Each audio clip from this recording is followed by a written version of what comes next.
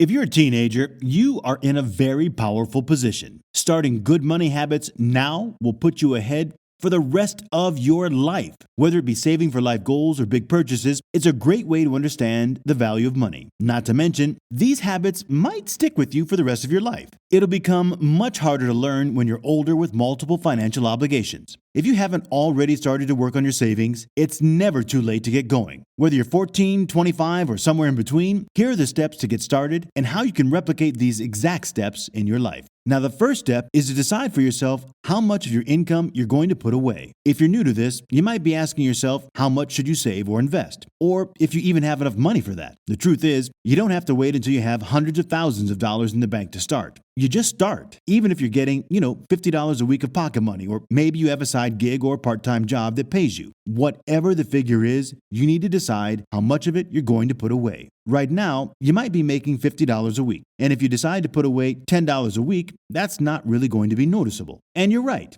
but a few years down the line, you could be making $2,000 a week. And when that happens, the habit that you've been nurturing for countless years of putting away, say, 20% of your income will pay off. So while you were putting away $10 a week to invest in your teens, you can be putting away $400 a week, which is a lot of money to set aside for investing. To help make things easier, many of the experts suggested, as a general rule, to invest a set percentage of your after-tax income. Although that percentage can vary depending on your income, savings, and debts, ideally, you'll invest somewhere between 15 and 25% of your post-tax income. Think of it not so much in terms of the amount of money, but in terms of the percentage of everything that you receive and how much you're going to invest. Keep in mind, this amount might be very small when you're not making a lot of money, but even if it's just $10 or $20, that's okay. Remember, we're just getting started. Now, the second step is to stop yourself from spending the money in your savings account. This is more so for teenagers that are starting out, as they might not be familiar with the whole process of putting money away for future use. Have you ever diligently set aside money in a savings account for a few months only to take it out when an unexpected expense came up? I've done it more times than I can care to admit, but I don't have trouble depositing money into savings. I have trouble keeping it there. When I first started an emergency fund, it quickly became my everything fund because I never defined why an emergency fund mattered to me. Now, a few quick tips for this. Know why you're saving that money. Not having a clearly defined reason or goal is a huge mistake. In the past, the best answer I could have given you for my emergency fund was, it's what you're supposed to do when you're an adult, which is technically true, but it's horribly unconvincing. Another tip would be to make it hard to access. Now, you could open another bank account, and I mean with a different bank, and keep your money there. Out of sight, out of mind. So this would drastically reduce the chances of you accidentally dipping into your savings if you kept your spending money and saving money in the same account. If you're still a teenager and don't have access to a bank, then what you can do is you can tell your parents that you're serious about investing and give them your money to safekeep and make sure you don't take it out for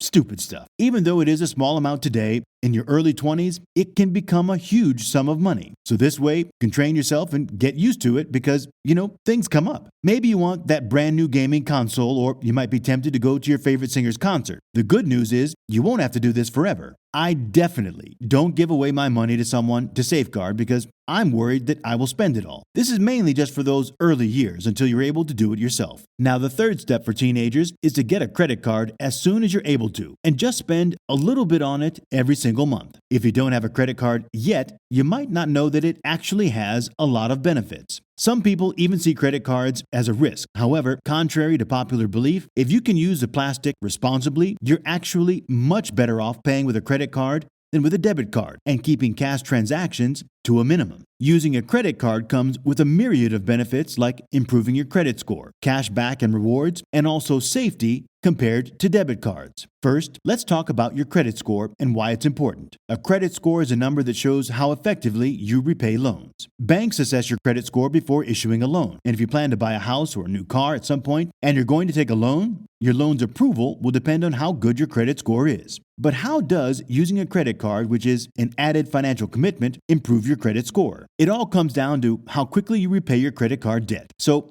if you have a credit card and you diligently settle its amount on time, this will reduce your debt, which in turn will increase your credit score. And understandably, being late with payments will only have a negative impact on your credit score. So to avoid this, make sure you don't overspend and be mindful of your repayment dates. Besides, credit cards offer additional benefits for their customers. Several discount deals, cashback, and reward points are provided on payments that aren't available in other financial instruments. Some credit cards also offer numerous privileges such as complimentary lounge access at domestic and international airports, complimentary insurance, frequent flyer miles programs, access to golf courses globally, and birthday benefits. But if you don't care about the sunshine and rainbows, credit cards also provide higher safety compared to using debit cards or cash. Paying with a credit card makes it easier to avoid losses from fraud. When your debit card is used by a thief, the money is missing from your account instantly. And it can take time for fraudulent transactions to be reversed and for the money to be restored to your account while the bank investigates. In contrast, when your credit card is used fraudulently, you just need to notify your credit card company of the fraud. And don't pay for the transactions you don't make while the credit card company resolves the matter. Now, the fourth step is to live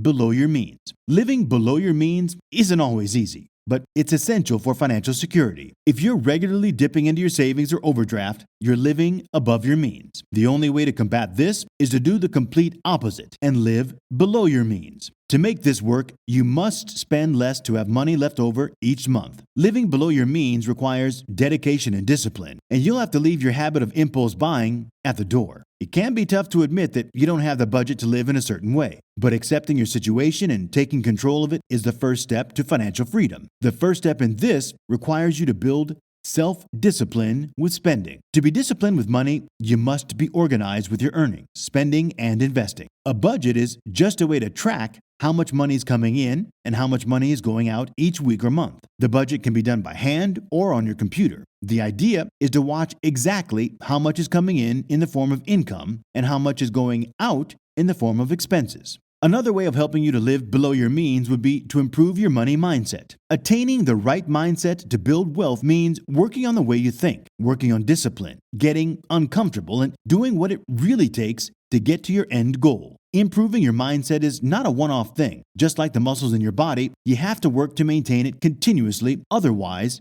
it will begin to deteriorate. Getting wealthy actually starts way before you open that investment account or make that first deposit into your savings account. It starts with a simple decision, which in itself is a very profound one. It's deciding that you're going to be wealthy, and that in turn means deciding to commit to the journey and trust the process. Deciding you're going to be wealthy with full conviction is an incredible boost to your mindset. And that's because with this decision, you're telling yourself, you can do it. Unless you believe you can be wealthy, you probably won't be inclined to do what it actually takes to build wealth. Once you've decided that you're going to be wealthy with a mindset of committing fully to it, the next course of action is to actually open an investment account, to start putting money into it. This is important, as the earlier you start your investment journey, the more time you will have for the money to compound. You can start by opening your own brokerage account. Now, if you're below the age of 18, no worries, as there is a workaround for this. The most effective way would be to ask your parents to open a custodial account with you. With this type of account, an adult custodian opens an account and can save and invest money on behalf of the child. Then, when the child reaches adulthood, either 18 or 21, depending on the state, they'll take full control of the account. Keep in mind that the assets in this custodial account legally belong to the beneficiary of the account,